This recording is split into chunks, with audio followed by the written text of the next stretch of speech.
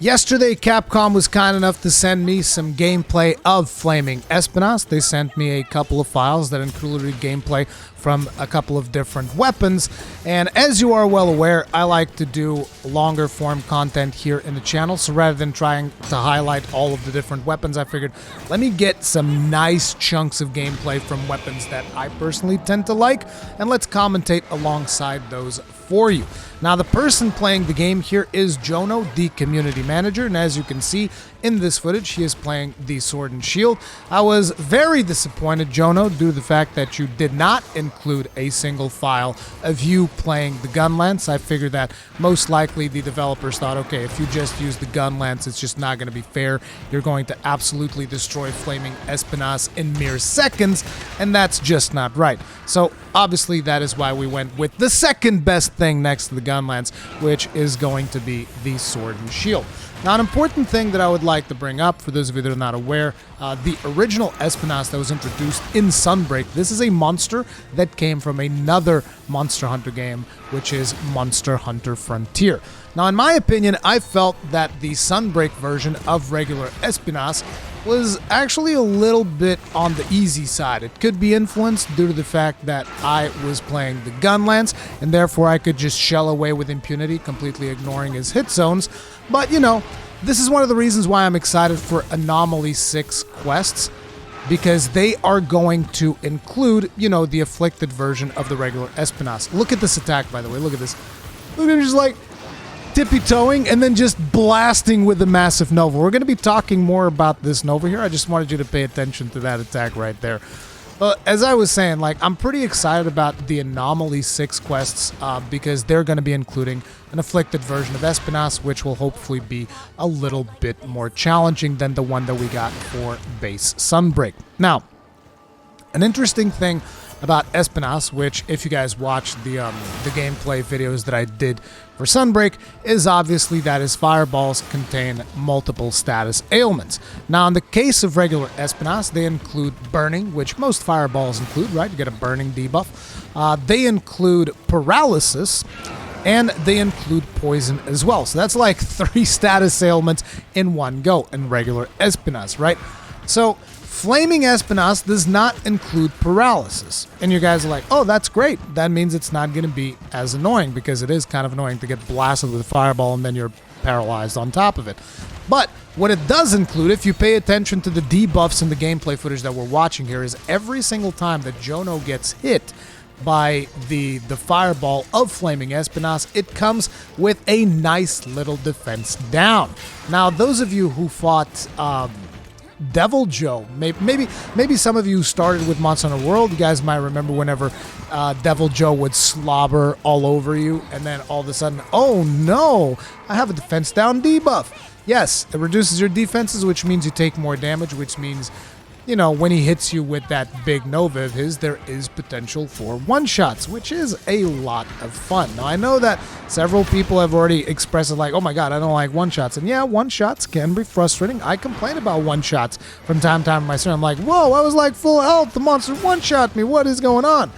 But I guess that is the escalation required in order for us to be able to, you know, keep up with the player power. I don't know, we'll see. But one of the things that I've noticed throughout the footage that I've seen of Flaming Espinas so far is right before he does any of these one-shot big Nova attacks, there is a huge telegraph. Like, if you pay attention when I called out that attack where he's like tippy-toeing around and then he just blasts you, like, the tippy-toeing is a massive tell. It's like, don't be there when that happens, right? Move away. Superman dive. Get ready. Sheath your weapon. It gives you plenty of time to prepare, so I don't really think that is a problem. Now, I know that some of you might be looking at this quest and you're going to go like, whoa, whoa, whoa, whoa, whoa. What's up with this 15-minute timer? What the hell is going on? And to that, I would like to call out your attention to the fact that this is a build. Oh, here comes another Nova. Boom! Oh, look at that. The poor little doggo got murked. He just got completely obliterated. But he's back in the action already. Now, as I was saying, you might be wondering like, hey, what's up with this 15-minute timer, Rurikhan? What the hell's going on here? Now, the build that is being played here is the build that was used in the Tokyo Game Show of 2022. So naturally, for those of you that are not aware, in these builds, you have to kind of limit the amount of time that players have because there's going to be a long queue of people that are going to want to try out the game, right? And you don't want to keep them in there like 30 minutes hunting a monster. You got to keep the line moving so that more people can enjoy the experience. That's why this hunt is only 15 minutes. In the final game, there's not going to be a 15-minute limit. I don't know if it's going to be 30 or 50. I'm assuming it's going to be 50 like most other monsters. Another thing that you can see is that the Flaming Espinas fight is apparently going to be taking place in the Forlorn Arena. It just kind of feels like this is their arena for most of the endgame monsters, even though Violet Mizutsune is actually going to be in the, what's it called, the red water place. I forget the name of the arenas. I'm terrible. My memory is terrible. I've told you guys this before. I'm terrible with names. You've seen the Rage Gaming Show video, right? So yeah, that's just the way that goes. But so far what I've seen from Flaming Espinas, he appears to be a little bit more aggressive. Man, Jono really landing those Metsus, man. Jono's got some good sword and shield skills. Also, I watched some of his hunting horn gameplay. It's pretty good. Good job, Jono. But as I was saying, one of the things that I noticed with Flaming Espinas is that it seems he's a little bit more aggressive than regular Espinas when he's not slobbering and tired, because right now he's tired from all of the blunt damage that he's taken to the face. But whenever he's not tired, he appears to be a little bit more aggressive, and of course with that defense down, you're going to be feeling those melee hits a lot more than you would feel normal Espinas melee hits. We shall see how this pans out when people actually try them out in the final game. But yeah, that's the Flaming Espinas experience so far. In terms of design, I really like the way that he looks. He's got like this almost molten aspect to it, which in my opinion is cooler than... Oh, nice! That was nice. Just straight up parry that fireball. Good job. Not really like advantageous from a defensive standpoint, but nice defense there. I do think that this color palette is more pleasing for me than the regular one, and I think that the armor that we actually got to see yesterday in the footage from the Tokyo Game Show event also looked a little bit better, which was pretty cool. It looks like they gave players with this particular loadout some adamant seeds, as you can see right here. Jono going for it because adamant seeds are going to counteract the defense down debuff by giving you defense up instead, which is nice. But yeah, I think that those defense down fireballs are going to catch a lot of people off guard, because like I still find that a lot of players underestimate the effect that defense can have. Like I made that set that had 940 defense or something ridiculous like that, and players are like, oh man, that's not really that big a deal, you're better off with a Divine Blessing or whatever. But no, trust me, like that defense set that I had that went like, I don't think it was 940, it's probably more. But anyways, that really high defense set that I had made actually had really good... Ooh, the big Nova! Boom! Oh, see, the Palico took less damage. Palico was fine. But yeah, it actually does affect the amount of damage that you take significantly, more than I feel a lot of people give it credit for. And in this fight, you're definitely going to feel it if you get hit while using a defense down, I feel like. Jono trying to run for the tree. No. Look at Flaming Espinas defending it. Oh, his head's already all busted. Poor guy. Look at him with the cracked horn. Ooh, got the mount off. See, this is something that I have a serious problem in the Forlorn Arena, like actually landing these. I miss with a lot of monsters, particularly like Silverathian, Silverathalos. I miss these so often. Oh, good job. Jesus Christ. Look at him go, landing all of them. Yeah, it's just like making me look bad at this point. Trying to go for the glory. Trying to go for the glory of the tail chop. I like that. I like that. What are we gonna get in that lottery box? Shock prison. Nah. Everybody wants the Kitinator, man. Kitinator's the way to go. Hey, Shock Prison's not so bad to give you some openings, though.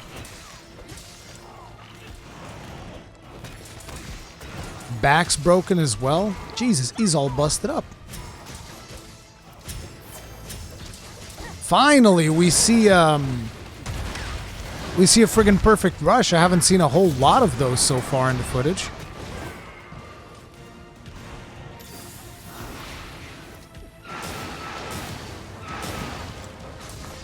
I think what's going to be cool is eventually when they inevitably do a quest with regular Espinas and Flaming Espinas. I feel like that needs to happen. Because then you'll have regular Espinas paralyzing you, coupled together with Flaming Espinas giving you defense down.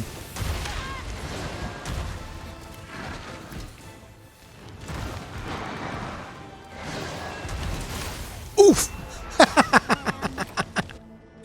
That was a premature Metsu right there. Premature Metsu. Is that Lucent or regular? I think that's regular Nargacuga. So that comes in with a hefty... I actually can't tell. I don't really play with the Nargacuga Sword and Shield.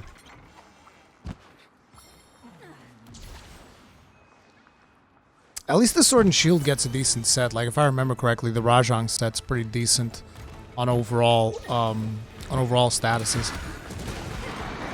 Unlike what Gunlance users got, because I've seen the footage. I mean, in terms of a set, they get a decent set, which they gave them Basel Goose, but they also gave them Tigrex's Gunlance. It's like, play Slaplance. Oof! Another premature Metsu. Things are not looking good for Jono.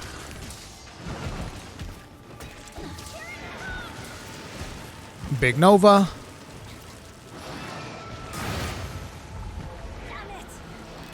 Wait, what?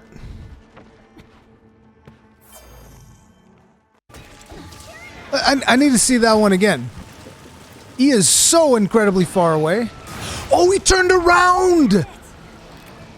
He turned around and shot him in the... I was going to say in the face, but he shot him in the back, really.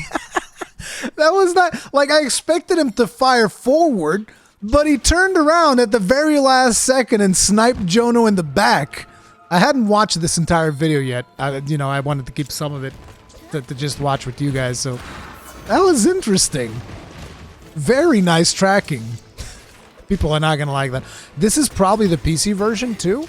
Because, for those of you that are not aware, I know that some people don't believe in frame rate affecting anything in Monster Hunter, despite the fact it's already been proven by several users.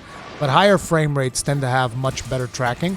So, due to the fact that this is playing at like 60 FPS, I think it's 1440p resolution to file. Like, this means that most likely... This is a PC version, and with the higher frame rate, I'm just surprised that... Because, like, tracking is one thing, but you actually saw an animation of him turning around. That was really cool. I like that. I like how agile he is, because there's a big telegraph, right? So there's a lot of chances for you to dodge it, move away, do whatever. It's just a matter of predicting which one's going to happen, or who he's trying to target. Because it's not like he's saying, oh, I'm targeting this person. I thought, the way that he was turning, I thought he was targeting, like, the companions, not really Jono. And then he just turns around, pow!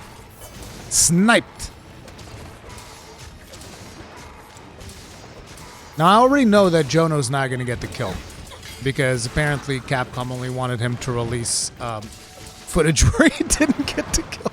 I think it's always intended that Capcom wants to save the first kill for players to savor. So that's cool. Oh. I'm surprised he didn't get the kill here. Like, he looks completely busted up. Look at him. Head busted up, back busted up. Here's another thing that I was wondering. I was wondering if he blocked the shot, if he was still going to get the defense down or not. Because I felt that with Devil Joe, a lot of times he would just be like, yeah, I don't care. You get the defense down no matter what you do. He would just, like, slobber on you despite you being blocked, and it's like, whatever. Ooh! Another premature Metsu.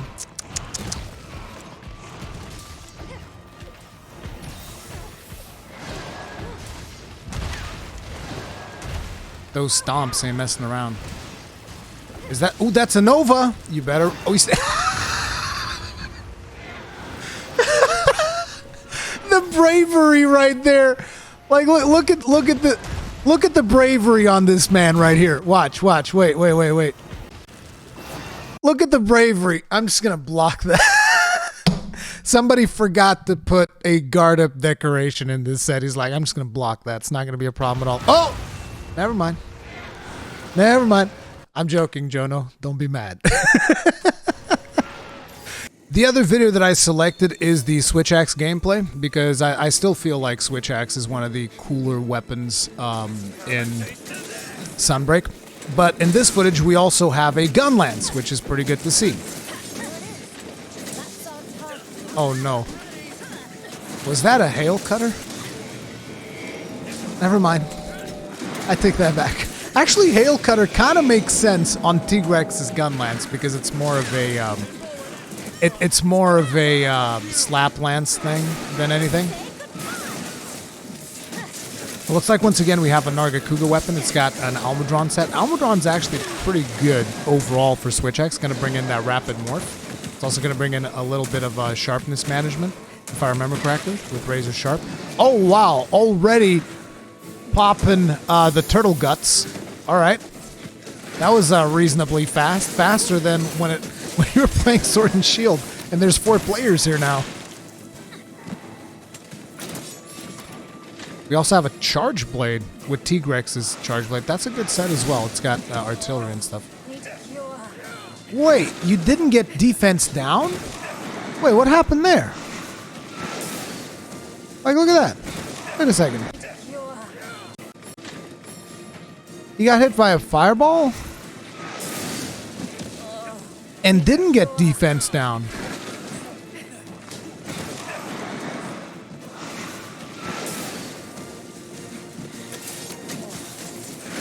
Jono is cheating. Actually, I don't know if that armor has blight resist. No, but because if it had blight resist, it would also resist. Uh-oh.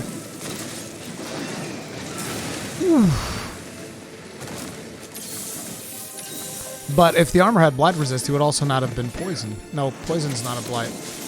Never mind. I don't know. Something weird happened there that he didn't get the defense down. I'll have to pay attention and see if it happens again.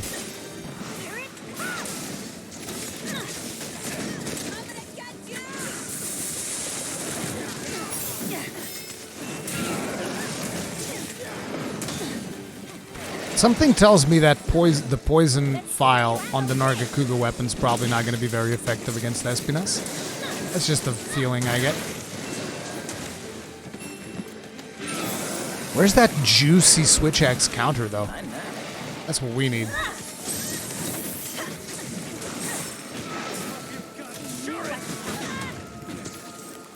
Was that... I think that was a Wyvern Fire. That's right. Listen, in case you ever wonder, where's the Gunlance player supposed to stand? Everywhere. Every zone in the monster is our hitbox. And if you don't acknowledge that, too bad. We'll make sure to explain it to you through Wyvern Fire. Wyvern Fire is the best teacher for every player.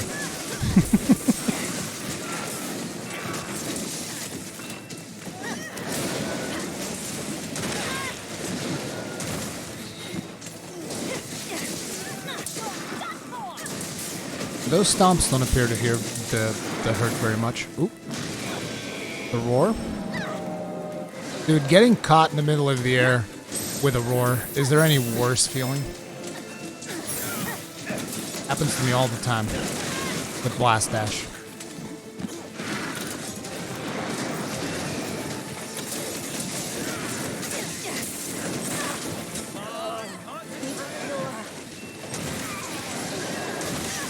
Nice! That was a nice hit. That poison's doing work, though. Gotta be careful.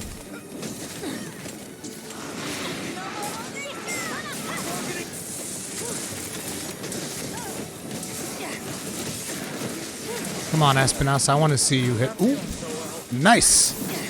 Bullet barrage right there from the Gunlance user. Good job. Ah, you got hit by the fence down this time. Yes, you did. Yes, you did. Uh-oh. Uh-oh.